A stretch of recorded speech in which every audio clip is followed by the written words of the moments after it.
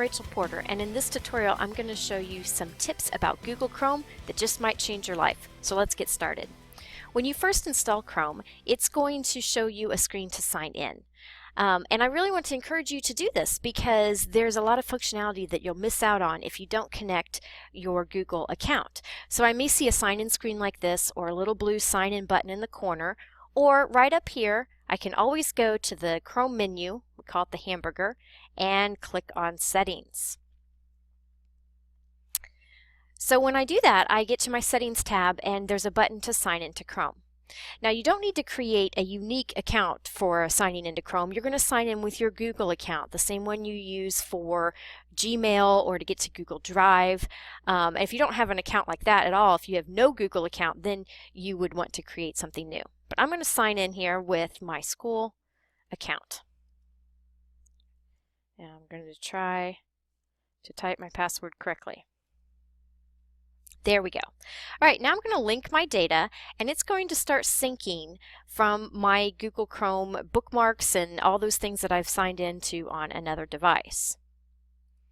So in just a minute, we're going to see my bookmarks pop in up here. If for some reason you don't, you might need to go to View and click on Always Show Bookmarks Bar. And there they are. They just got brought in from my Google account from when I've logged in on another device.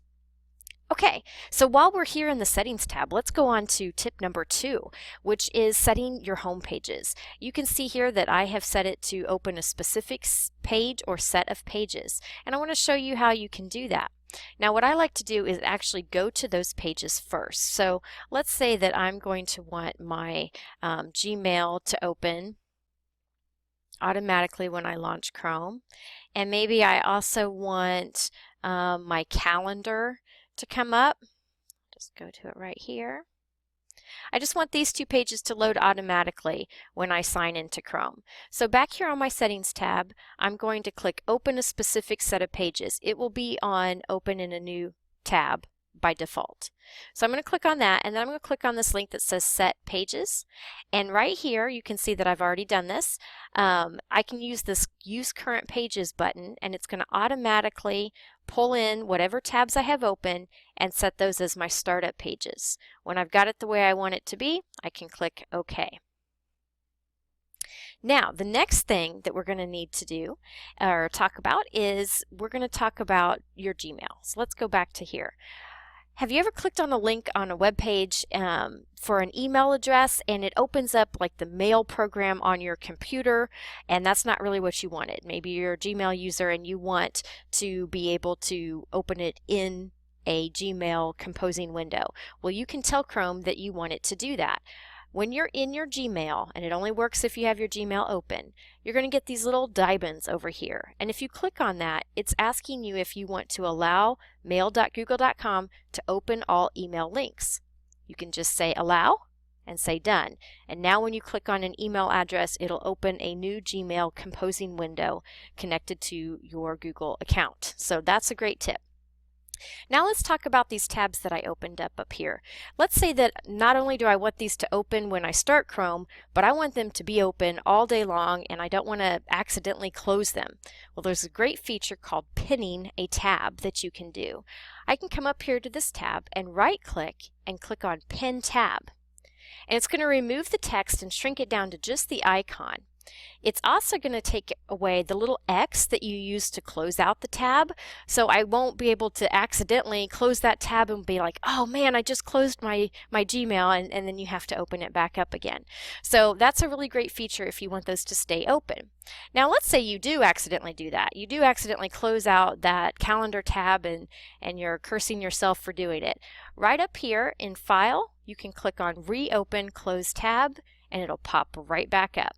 And we can go ahead and pin that tab as well.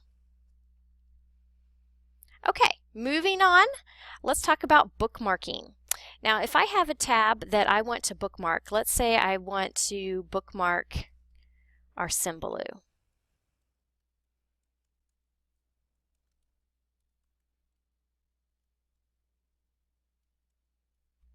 Go ahead and go to that real quick. Okay, let's say I want to bookmark this.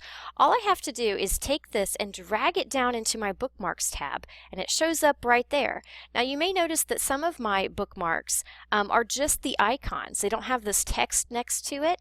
That's an easy thing to do as well. I can right-click and go to Edit, and then just delete the name and save. And now we just have the icon showing there. Really, really simple. The star at the end of the address is also a way of bookmarking. That's going to open up your Bookmarks manager so you can see where you want to place that bookmark. Okay?